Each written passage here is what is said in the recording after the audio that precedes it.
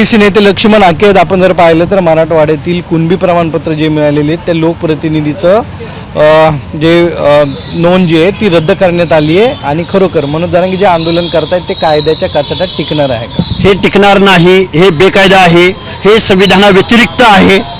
हे मी पहिलं उपोषण केलं, मी आयोगाचा राजीनामा दिला तेव्हापासून महाराष्ट्राला ओरडून सांगतोय की हे बेकायदा आहे, हे संविधानात टिकणारं नाही.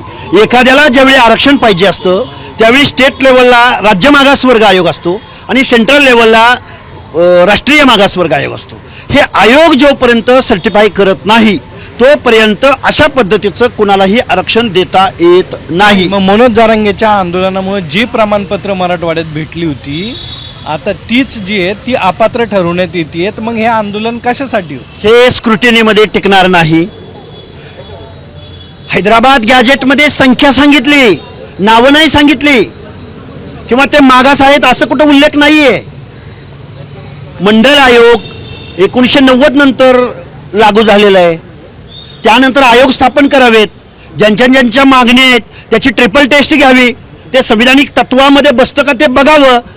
हे सगळे मुद्दे आहेत आणि हे मुद्दे सगळे याला बायपास करून बेकायदा GR काढून जर इथलं शासन निर्णय घेत असेल तर ते कायद्याच्या कचाट्यात टिकणार नाही. हे संविधान विरोधी आहे. हे ओबीसींच्या हक्क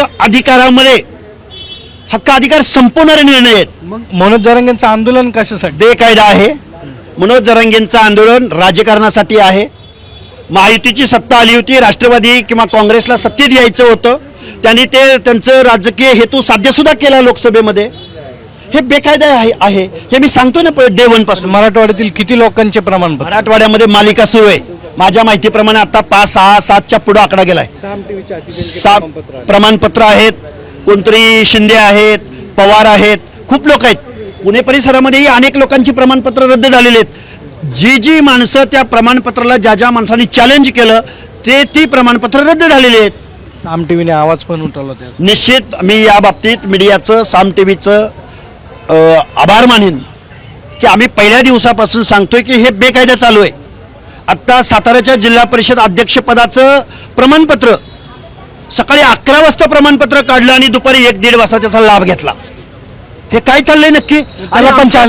आमच्यासारख्या मूळ ओबीसीला, भटक्या विमुक्ताला एखादं प्रमाणपत्र काढायचं म्हणलं तर 6-6 महिने खेटे घालावे लागतात. पण त्याला पण चॅलेंज करणार? चॅलेंज झालेलं आहे, रद्द होणार. ते चॅलेंज झालेलं आहे ऑलरेडी.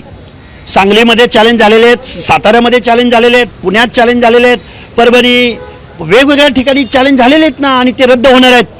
90% प्रमाणपत्र जिथं चॅलेंज झाली ती रद्द होतील, हे मी पूर्ण दाव्यानिशी तुम्हाला सांगतो. नक्की आपण जर पाहिलं तर 90% प्रमाणपत्र आहेत ज्या ठिकाणी चॅलेंज झाली ते रद्द होतील. त्याबरोबर आता साताऱ्यामधले काही प्रमाणपत्र असतील, पुण्यातले असतील, हे हाके यांच्या रडारवरती आहेत. कॅमेरा आदर्श खटकेसह सागरवाड, साम टीव्ही.